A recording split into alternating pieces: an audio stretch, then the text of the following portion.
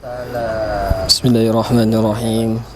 Assalamualaikum warahmatullahi wabarakatuh.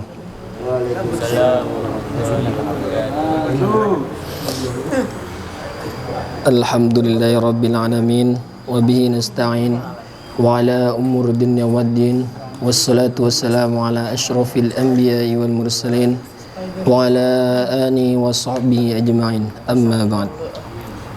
Puji syukur kehadirat Allah yang mana telah memberikan kita nikmat, yakni nikmat sehat, nikmat panjang umur, nikmat sehingga kita bisa berkumpul di tempat yang insya Allah penuh mubarakah ini. Amin. Salawat serta salam tercurahkan kepada junjungan kita Habibana wa Nabiyana Karim Muhammadin yang terhormat Bapak Haji Martin beserta keluarga.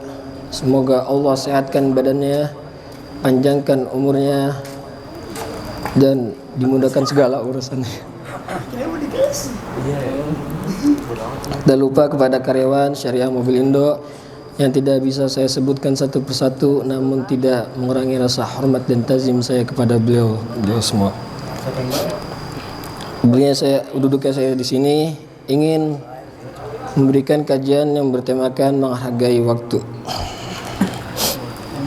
Memiliki waktu adalah satu di antara karunia terbesar yang diberikan Allah kepada kita. Namun seringkali kita lalai dalam memanfaatkannya. Allah Subhanahu wa taala berfirman dalam Al-Qur'an surah Al-Asr ayat 1 sampai 3 yang berbunyi wal 'asr innal insana lafi khusr illal ladzina amanu wa 'amilus solihati wa tawassaw bil haqqi wa tawassaw bis sabr. Demi masa sesungguhnya manusia berada dalam kerugian kecuali orang-orang yang beriman dan mengerjakan amal soleh serta saling menasihati untuk kebenaran dan saling menasihati untuk kesabaran. Begitu berharganya waktu sehingga Allah Subhanahu wa taala bersumpah demi masa dalam surah tersebut. Waktu yang telah kita terima adalah amanah dari Allah dan kita akan diminta pertanggungjawaban atas bagaimana kita menghabiskannya. Menghargai waktu berarti memanfaatkannya untuk hal-hal yang bermanfaat, baik dalam hal ibadah kepada Allah maupun dalam hal berbuat baik kepada sesama. Rasulullah SAW bersabda, dua nikmat yang banyak dilalaikan oleh manusia. Yang pertama kesehatan dan waktu luang. Janganlah sia-siakan waktu dengan hal-hal yang tidak bermanfaat seperti ghibah, riba atau hal-hal yang melalaikan dari ketaatan kepada Allah Subhanahu wa taala. Sebaliknya, memanfaatkan setiap detik waktu untuk mendekatkan diri kepadanya dan berbuat kebaikan. Mari kita perbaiki pengelolaan waktu kita dengan membuat jadwal yang teratur, memprioritaskan kegiatan yang penting dan menjauhkan diri dari hal-hal yang bisa membuang-buang waktu dengan sia-sia. Yang pertama ada wasitaka qabla sakomik. Ketika Anda sehat sebelum datangnya sakit. Ketika sakit kayak sakit gigi itu kan kerasa banget tuh.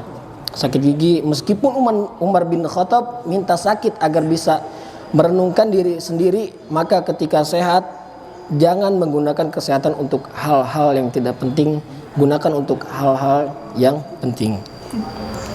Yang kedua, wa ghunnaka qabla faqarik. Ketika Anda punya sebelum hilang atau fakir. Kita misalnya punya uang banyak, sisihin misalnya 5.000 per hari itu buat sedekah, terus ada yang buat jajan juga, ada yang buat keperluan lainnya, ada yang buat ngasih ke orang tua juga, dan dipakai buat jajan baik. Itu jajanan apa itu jajanan baik? Ciki kayaknya. Wa faraghun goka qabla syagholik. Ketika waktumu senggang sebelum waktumu sibuk. Orang sukses biasanya orang yang memang tidak senggang waktunya.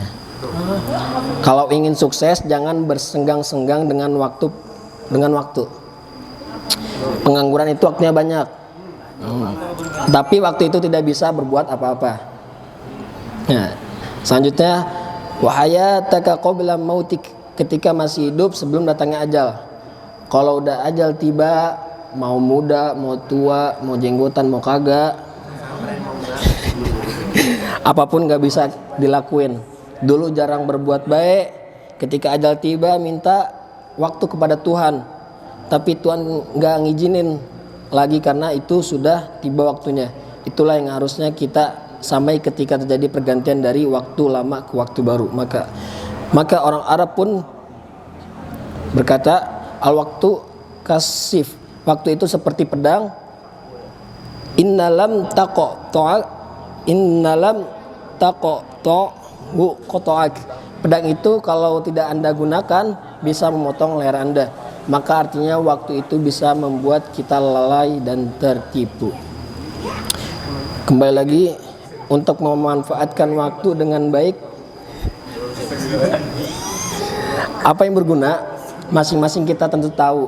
Ketika di rumah memanfaatkan untuk ke masjid kalau sudah tiba waktu sholat.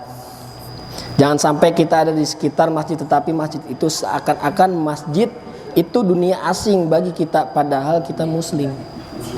Kenapa? Setiap manusia akan rugi kecuali mereka yang beriman.